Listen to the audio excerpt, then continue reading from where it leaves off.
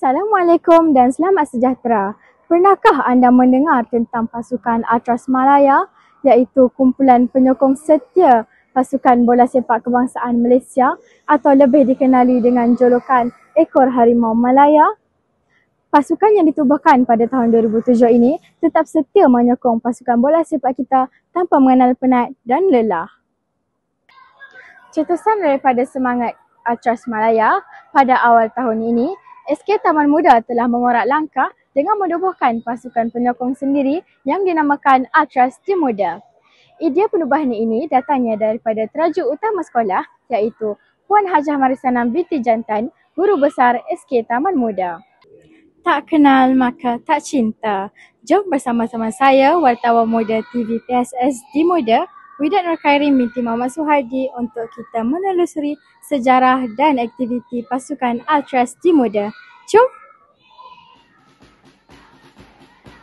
Pasukan Atras Muda ditubuhkan untuk menyuntik semangat juang kepada pasukan sekolah seperti pasukan rugby, bola sepak, bola jaring dan olahraga untuk bertanding dan mencipta kemenangan. Selain itu, Atras Muda juga meraihkan kejayaan murid-murid SK Taman Muda yang telah mencipta kejayaan di peringkat MSSD dan MSSM. Assalamualaikum, Wanda. Waalaikumsalam. Wanda, boleh saya tanya soalan? Ya, silakan. Apakah tujuan Atras Muda ini ditubuhkan?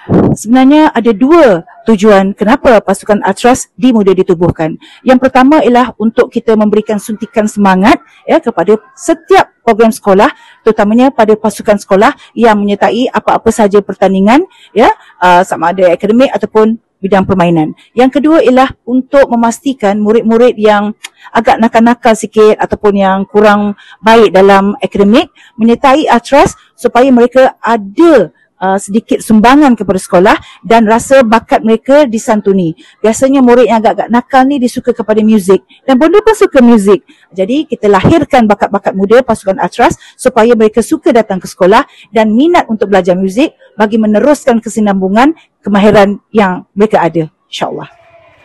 Pasukan Atras Muda juga menyambut kehadiran tetamu penghormat dalam program atau acara di sekolah walaupun masih bertatih. Pasukan ini mendapat perhatian daripada sekolah-sekolah lain yang telah menjemput mereka untuk memberikan sokongan kepada pasukan sekolah mereka. Pasukan Atras Muda dikendalikan oleh Ustaz Aizuddin dan Cikgu Edwin serta dianggotai oleh 50 orang murid dari tahap 2. Sesi latihan diadakan setiap 2 minggu sekali.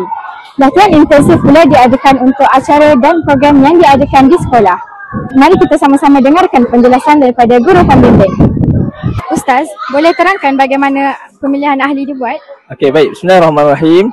Untuk makluman, pemilihan ahli Atlas ini, kebanyakan mereka ni di kalangan mereka yang tidak terkehadapan dari segi akademik dan kurikulum.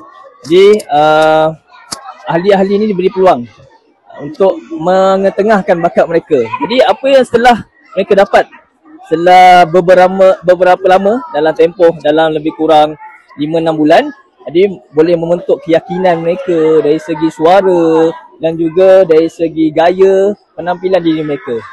Baik. Terima kasih Ustaz. Ustaz, kamu akan buat semangat luar kan? Yo!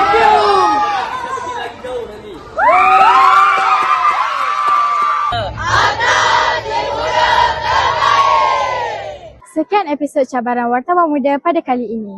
Sebelum berpisah, mari sama-sama kita saksikan persembahan khas daripada pasukan Atras Muda bertemakan Kami Benci Buli. Jumpa lagi. 3, selamanya.